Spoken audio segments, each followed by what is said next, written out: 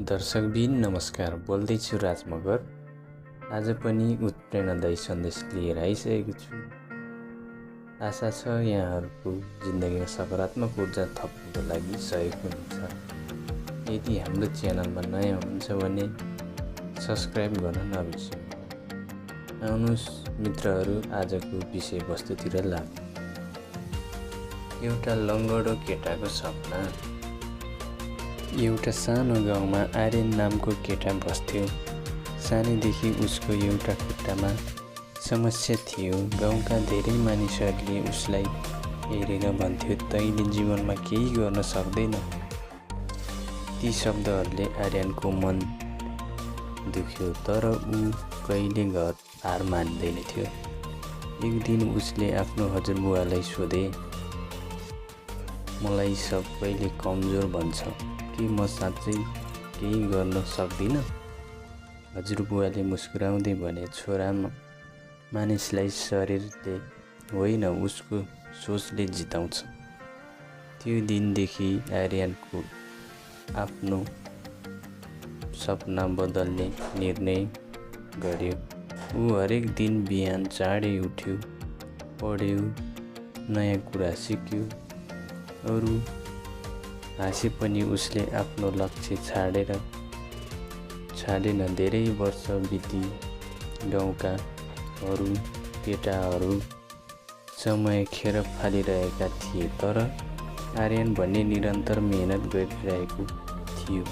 एक दिन उसले ठुलो प्रतियोगितामा भाग लियो। धेरै मानिसहरूले सोचे यसले कसरी जित्ला।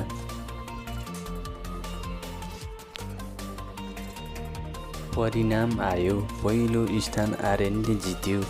त्यही मानिसहरू जसले उसलाई कमजोर भनेका थिए आज उसकै प्रशंसा गर्न थाले। त्यो बेला आर्यनले एउटा कुरा भन्यो, मलाई कमजोर बनाएको मेरा शरीर थिएन, अरूको नकारात्मक सोच थियो सबैले।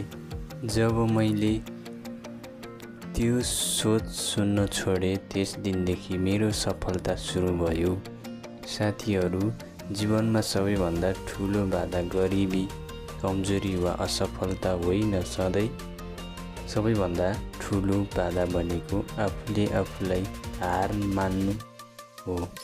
यदि आज तपाईँलाई कसैले तिमीले सक्दैनौ भनिरहेको छ भने त्यो अन्तिम सत्य होइन। सफल हुने मानिसहरू जन्मिँदा महान हुँदैन, उनीहरू दैनिक साना साना प्रयास गर्दै अगाडि बढ्छन्। याद राख्नुहोस्, हार्नु नराम्रो होइन, हार मानेर बस्नु नराम्रो हो। आज एउटा सानो कदम चाल्नुहोस्, एउटा नयाँ कुरा सिक्नुहोस्, आफ्नो सपनाको लागि काम सुरु गर्नुहोस्, किनकि हजारौँ किलोमिटरको यात्रा पनि एउटा सानो कदमबाट सुरु हुन्छ। सायद आज कसैले तपाईँलाई विश्वास नगर्ला, तर यदि तपाईँले आफूमाथि विश्वास गर्नुभयो भने एक दिन संसारले तपाईँलाई विश्वास गर्ने छ। त्यसैले परिस्थिति जस्तो सुकै होस्, मेहनत गर्न नछाड्नुहोला। समय परिवर्तन हुन्छ, भाग्य परिवर्तन हुन्छ। यदि यो कथाले प्रेरणा दिएको छ भने आफ्नो सपना कहिले नछोड्नुहोला, किनकि आजको सङ्घर्ष नै भोलिको सफलताको आधार हो। मित्रहरू, यहाँहरूलाई भिडियो कस्तो लाग्यो? यदि राम्रो लाग्यो भने साथीहरूलाई सेयर गर्न र लाइक गर्न नबिर्सिनुहोला। यदि तपाईँ हाम्रो च्यानलमा नयाँ हुनुहुन्छ भने सब्स्क्राइब गर्न नबिर्सिनुहोला। धन्यवाद।